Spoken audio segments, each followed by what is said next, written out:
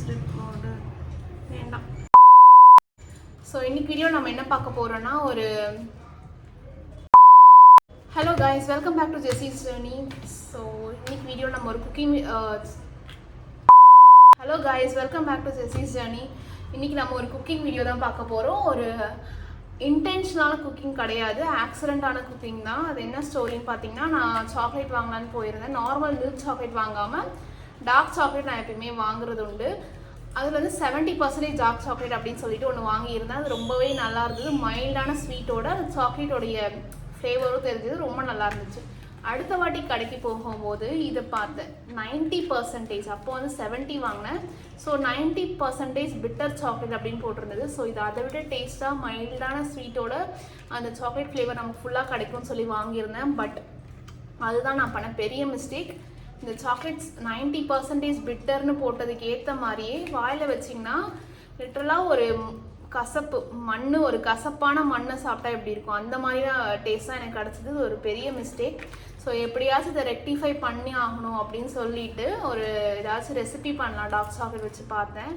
எல்லா ரெசிபியும் ரொம்பவே காம்ப்ளிகேட்டடாக இருந்துச்சு. இருக்கிறதுலேயே நல்லா சிம்பிளாக இந்த சாக்லேட்டை எஃபெக்டிவாக மாற்றி சாப்பிட்றதுக்கு நம்ம ஒன்று பண்ண போகிறோம்.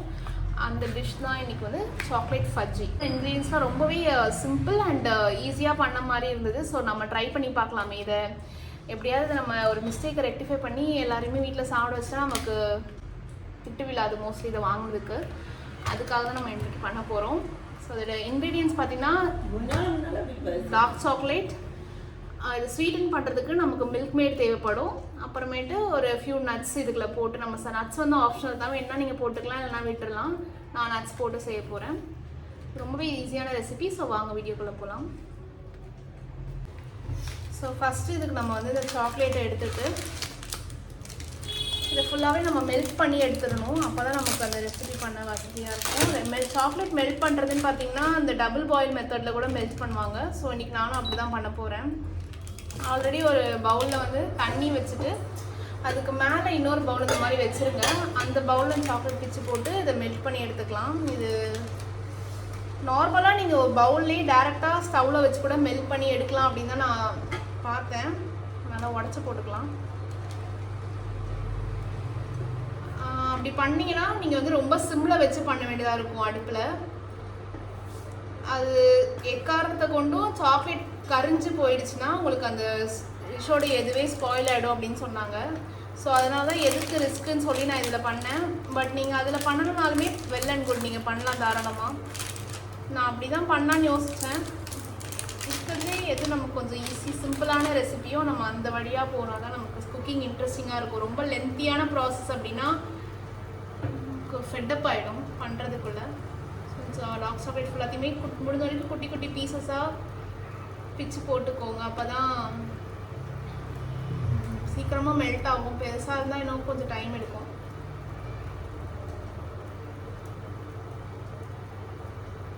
ஓகே,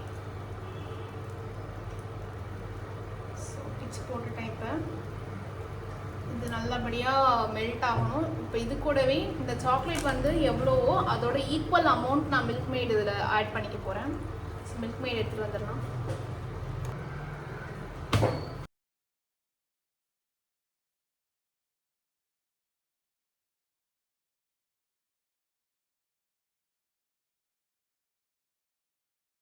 மில்க் மேட் எடுத்துகிட்டு வந்திருக்கேன். இதுக்கும் equal amount of Milkmaid போட்டால் கரெக்டாக இருக்கும். உங்கள் சாக்லேட்டில் லைட்டாக ஸ்வீட் இருந்துச்சுன்னா நீங்கள் மில்க் மேட் வந்து ஒரு சாக்லேட் வந்து 1/4 கப்புனா இது வந்து ஒரு 3/4 கப் போடுங்க. சப்போஸ் உங்களுக்கு இந்த மாதிரி பியூரான டார்க் சாக்லேட்டாக இருந்ததுன்னா நீங்கள் வந்து அது ஈக்குவல் அமௌண்ட்டே நீங்கள் போடலாம். இப்போ இது எவ்வளவோ 1 கப்னா இது 1 கப் மில்க் மேட் நீங்கள் போடலாம். ஸோ அவ்வளோ மில்க் மேட் நான் போட்டுக்கிறேன். இந்த சாக்லேட் இங்கே மெல்ட் ஆகிட்டு இருக்கு நல்லா. அது கூடவே நீங்கள் இதை ஊற்றிக்கணும். ஓகேவா?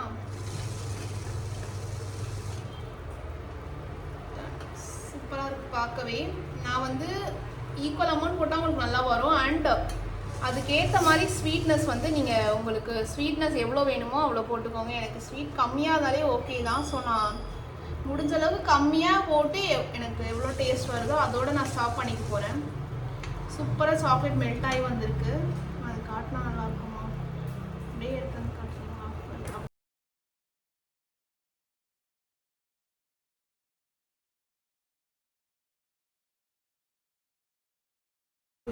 நல்லா இருக்கு.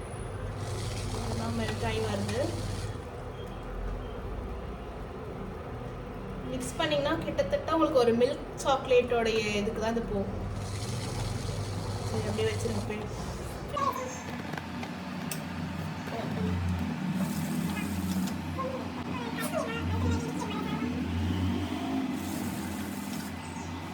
சாக்லேட் அதிகமாக இருந்து மில்க் மேட் கம்மியாக இருந்ததுன்னா உங்களுக்கு கட்டியாக அந்த சாக்லேட் ஃபட்ஜ் வந்து நல்லா ஹார்டாக கிடைக்கும். சப்போஸ் மில்க் மேடோட குவான்டிட்டி அதிகமாகி சாக்லேட்டோட குவான்டிட்டி கம்மியாக இருந்ததுன்னா அது ஒரு மாதிரி உங்களுக்கு சாஃப்டான ஒரு சாக்லேட் பார் மாதிரி கிடைக்கும். ரெண்டுமே ஒரு ஒரு விதமான டேஸ்ட். உங்களுக்கு எது மாதிரி வேணுமோ அது மாதிரி நீங்கள் ஆட் பண்ணிக்கலாம். அண்ட் அதோட ஸ்வீட்னஸும் அதை பொறுத்து இருக்கும். ஸோ இப்போ நல்லாவே மெல்ட் ஆகி வருது. பார்க்கவே ரொம்ப நல்லா இருக்கு.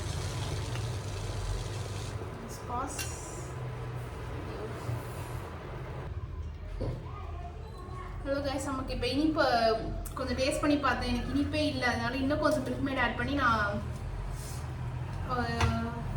பண்ணிக்கிறேன். இன்னும் இது இனிப்பே இல்லை, ஸோ இன்னும் கொஞ்சம் மில்க் மேட் ஆட் பண்ணி நம்ம மிக்ஸ் பண்ணிக்கலாம். இது ரொம்ப கட்டியாயிருது. நீங்கள் பண்ணும்போதே அந்த சூட்டோட சூடாக நீங்கள் பண்ணிடுங்க. எவ்வளோ டைம் டிலே ஆகுதோ அவ்வளோ கட்டி ஆகிட்டு உங்களால் மிக்ஸ் பண்ணவே கஷ்டமாக இருக்குது. அதுவும் நம்ம பவுல் வேறு ரொம்ப நமக்கு சூடாக இருக்குது, பிடிக்கிறதுக்கும் கஷ்டமாக இருக்குது. ஓரளவுக்கு நான் மிக்ஸ் பண்ணிட்டேன். டேஸ்ட் பண்ணி பார்த்தோன்னா இனிப்பு எப்படி இருக்குன்னு பார்ப்போம்.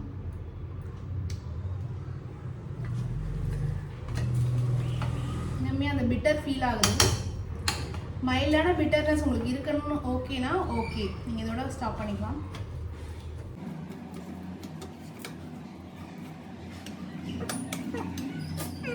நல்லா மிக்ஸ் பண்ணிட்டோம். இந்த ஸ்டேஜை இறக்கிட்டு கொஞ்சம் நட்ஸ் நான் வந்து இடித்து வச்சுருக்கேன். நட்ஸ் போட்டால் இன்னும் கொஞ்சம் கலர்ஃபுல்லாக நமக்கு தெரியும், இல்லைன்னா ஒரே பிளாக்காக இருக்கும். நட்ஸ் போட்டுட்டு நல்லா மிக்ஸ் பண்ணுங்கள். கேஷ்யூ நட்ஸ் அண்ட் பாதாம் நான் இன்னைக்கு எடுத்திருக்கேன்.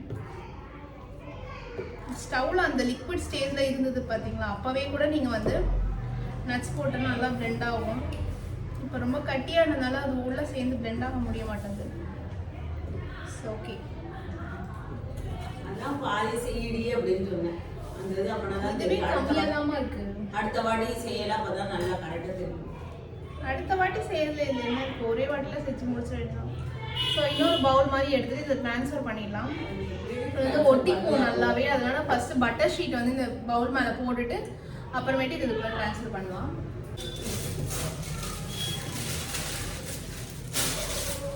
போட்டுருக்கேன். இந்த மாதிரி ஒரு பட்டர் பேப்பர் எடுத்துக்கோங்க. பட்டர் பேப்பர் எடுத்து எந்த பவுலில் நீங்கள் வைக்க போகிறீங்களோ அந்த பவுலை கவர் பண்ணிட்டு அப்படியே வரும். இந்த மாதிரி தான் நம்ம வீடியோவில் பார்த்தோம். பட் எனக்கு தெரிஞ்சு இந்த பவுல்லே நீங்கள் எடுத்து சாப்பிடலாம்.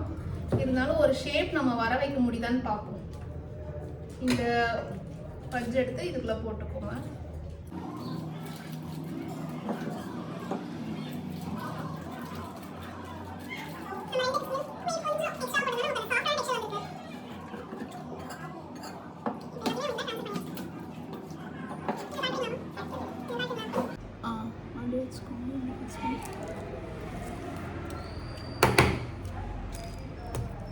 எந்த ஸ்பூன் வச்சு பண்ணுறீங்களோ அந்த ஸ்பூன் வச்சு இப்படி ப்ரெஸ் பண்ணி ஒரு ஷேப், நான் எந்த அளவுக்கு ப்ரெஸ் பண்ணுறோமோ அந்த அளவுக்கு அது பவுல் கூட ரீச் ஆகி அந்த ஷேப் வரும்.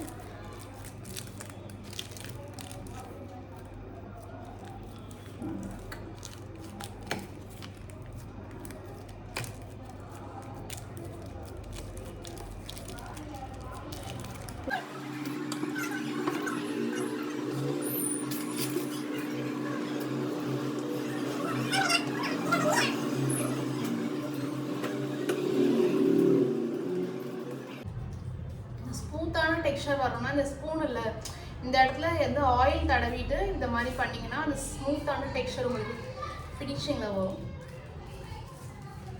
முடிஞ்ச அளவுக்கு இதை ப்ரெஸ் பண்ணி எடுத்துக்கோங்க. ப்ரெஸ் பண்ணிட்டு ஃபியூ ஹவர்ஸ் கழிச்சு ஆறணுன்னே இதை நம்ம இந்த பவுல் எடுத்து கட் பண்ணி சாப்பிடணும். சாக்லேட் ஃபஜ்ஜி ரெடி ஆகிடும். வாய் சொல்ல வேணாம். அதனால நான் என்ன சொல்ல வரேன்னா, இப்ப நீங்க உங்களுக்கு இப்ப வந்து ஜிஎஸ்டி வந்ததுக்கு பிறகு உங்களுக்கு விருப்பம் இல்லையோ, உங்களுடைய வருவாய் இல்லையா, அது வந்து வளர்ச்சி வந்து ஒரு குறிப்பிட்ட